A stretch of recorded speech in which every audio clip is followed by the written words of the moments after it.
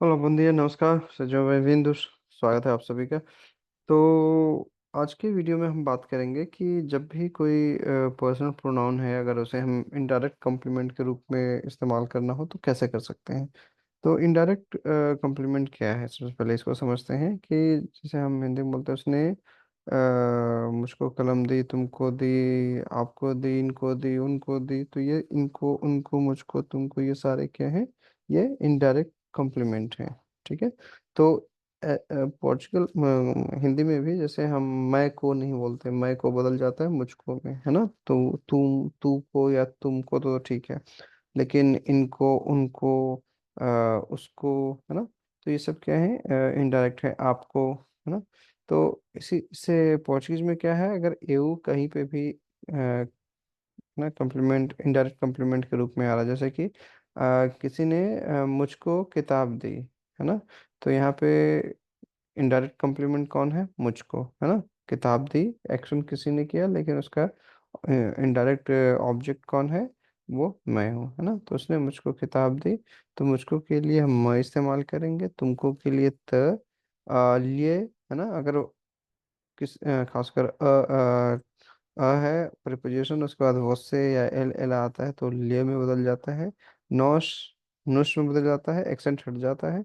और वोसस L S L S वोसस का है तो वो वुश में बदल जाता है, और बाकी लेस में।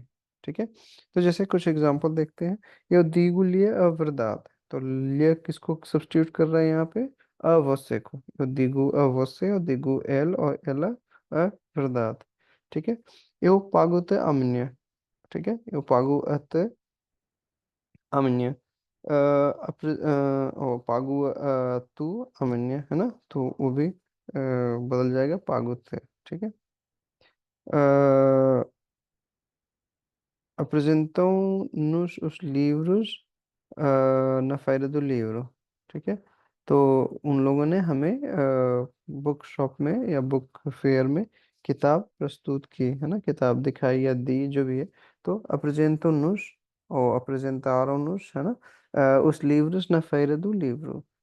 compro-vos um novo computador em breve, है ना। बच्चे रोज परेशान कर रहे हैं, तो मैंने उनको बोला ठीक है, आप तुम लोगों को या आप लोगों को मैं जल्द ही एक नया कंप्यूटर खरीदूंगा, है ना। तो खरीदता हूँ या खरीदूंगा। तो compro-vos um novo, तो वुश किसको सब्स्टिट्यूट कर रहा है? अवशेष को। नॉन लियस दी को नाद। अच्छा, एक चीज और कि जब अगर ये भी एक तरह से रिफ्लेक्सिव जैसे पार्ट्स हमने देखे हैं, हमेशा वर्ब के बाद आते हैं अफर्मेटिव सेंटेंसेस में। लेकिन अगर कोई नेगेटिव और इंट्रोगेटिव हो तो वो वर्ब से पहले आ जाते हैं। जैसे यहाँ पे देखिए, नॉन लियस दी को नाद सोब्रू एक्सीडेंट, है ना। तो किसी वजह से आप किसी को या आप लोगों को या किसी को, है ना, एक्सीडेंट के बारे में बताना नहीं चाहते हैं, तो आप ये कह सकते हैं नॉन लियस दी को नाद सोब्रू एक्सीडेंट। ठीक है। तो इसको एक दो बार और देखिएगा, ये बहुत इस्तेमाल होता है पोर्चुगीज में, हिंदी में या इंग्लिश में भी, है ना। तो अगर दिक्कत हो तो अगली क्लास में अपनी दिक्कतों को लेके आइएगा। ठीक है।